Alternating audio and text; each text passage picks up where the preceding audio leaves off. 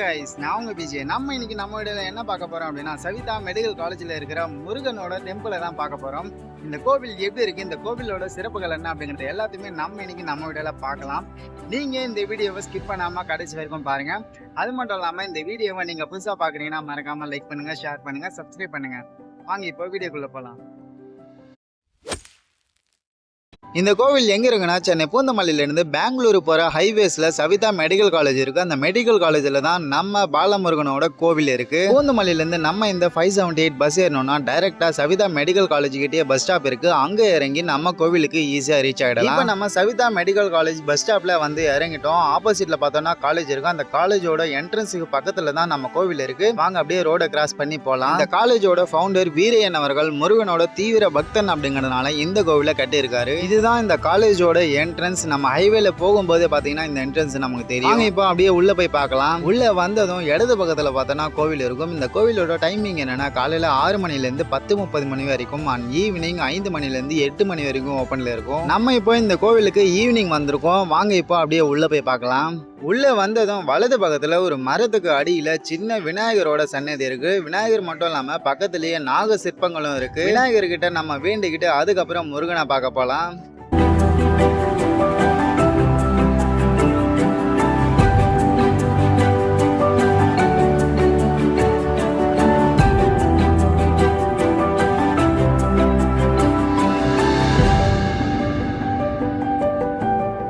இந்த மரத்தோட ஒரு பக்கம் விநாயகர் அண்ட் இன்னொரு பக்கம் சப்த கன்னியர்களோட சிலைகள் இருக்கு. இவங்களையும் பார்த்து வேண்டிக்கோங்க. இப்போ நம்ம படிகள் ஏறி அப்படியே மேலே போகலாம். கீழே பார்த்தோம்னா தியான மண்டபம் இருக்கு. அந்த மண்டபத்துக்கு மேலே தான் முருகனோட அந்த அழகிய சிலையும் மற்ற சின்ன சின்ன சன்னதிகளும் இருக்கு. எல்லாத்தையுமே நம்ம மேலே போய் பார்க்கலாம். மேலே போகிறதுக்கு படிகள் பார்த்தீங்கன்னா கிட்டத்தட்ட ஒரு 50 படிகள் தான் ஏறுற மாதிரி இருக்கும். ஈஸியாக ஏறி மேலே போயிடலாம். இப்போ நம்ம மேலே ஏறி வந்துட்டோம். வேற லெவலில் இருக்கு இந்த கோவில் பார்க்கறதுக்கு. செம்மையாக கட்டியிருக்காங்க. சென்டரில் முருகனுடைய பிரம்மாண்ட சிலையும் ரெண்டு பக்கமும் பார்த்தீங்கன்னா சின்ன சின்ன சன்னதிகளும் இருக்கு. நம்ம இப்போ சின்ன சின்ன சன்னதிகளை ஒவ்வொன்றா பார்த்துக்கிட்டே முருகனை போய் தரிசனம் பண்ணலாம். முதல்ல முதன்மை கடவுள் பால கணபதியோட சன்னதி இருக்கு. இது எல்லாமே சின்ன சின்ன சன்னதி அப்படின்னு சொல்றதை விட சின்ன சின்ன கோவில்கள் அப்படின்னு சொல்லலாம். அந்த மாதிரி தான் தனித்தனியாக கட்டியிருக்காங்க. அது மட்டும் இல்லாம எல்லா சன்னதிகளையும் கிரானைட் கல்லால கட்டியிருக்காங்க. அதுலயும் ஒவ்வொரு சன்னதிலையும் ஒரு விதமான கடவுள்களோட சிற்பங்களை ரொம்ப அற்புதமா செதுக்கி இருக்காங்க. இந்த சிற்பங்களை எல்லாம் பார்க்கும்போது வேற லெவல்ல இருக்கு.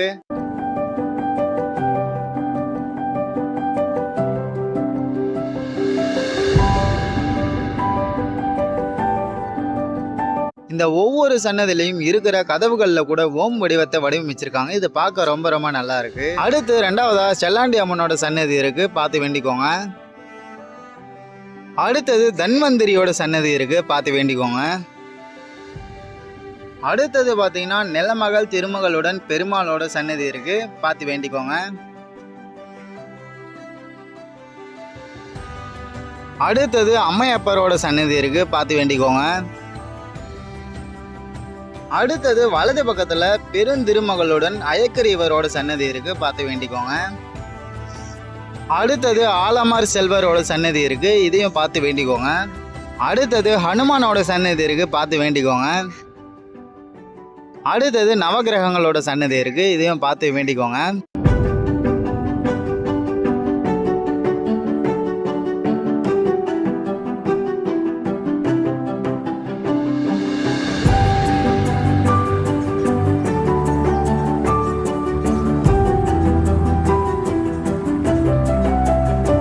இப்போ நம்ம இந்த கோவிலில் இருக்கிற சின்ன சின்ன சன்னதிகளை பார்த்து வேண்டி வந்துட்டோம். அடுத்ததாக பார்த்தீங்கன்னா முருகப்பெருமானை பார்க்கலாம் வாங்க.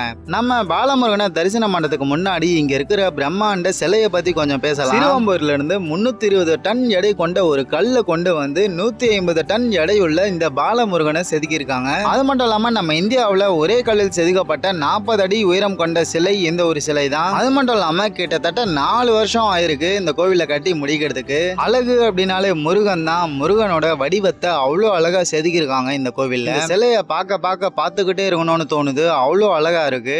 அதே மாதிரி இந்த சிலையை பார்த்தோம்னா ஒரு மலைக்கு மேல கோவில் இருந்தா எப்படி இருக்குமோ அதே மாதிரி டிசைன் பண்ணியிருக்காங்க. இது ரொம்ப ரொம்ப நல்லா இருக்கு பார்க்க.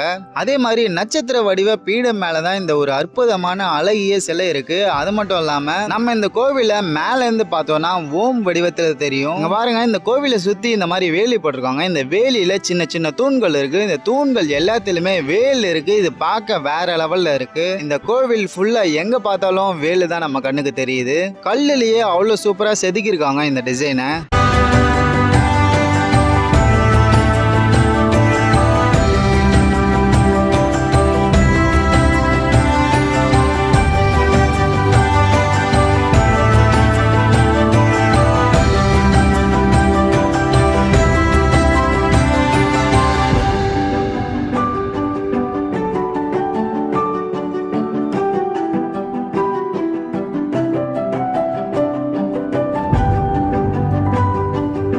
இப்போ நம்ம முருகனோட தரிசனத்தை பார்க்கலாம். மேலே எவ்வளோ அழகா செதுக்கியிருக்காங்களோ சிலையை, அதே மாதிரி தான் கீழேயும் சின்னதாக சிலையை செதுக்கியிருக்காங்க. கிட்ட போய் முருகனை பார்க்கறது அவ்வளோ அழகா இருந்தது, அவ்வளோ சிறப்பாக இருந்தது. நீங்களும் பார்த்து வேண்டிக்கோங்க.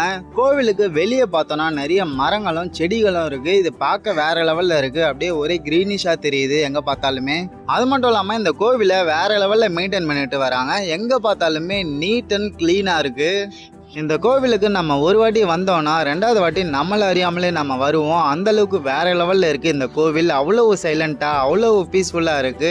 எனக்கு இப்போ இந்த கோவில்ல இருந்து வெளியே போகணும் அப்படின்னு தோணல, அவ்வளோ நல்லா இருக்கு. நீங்களும் ஒரு வாட்டியாவது ஃபேமிலி இல்லைன்னா ஃப்ரெண்ட்ஸோட இந்த கோவிலை மறக்காம வந்து பாருங்க.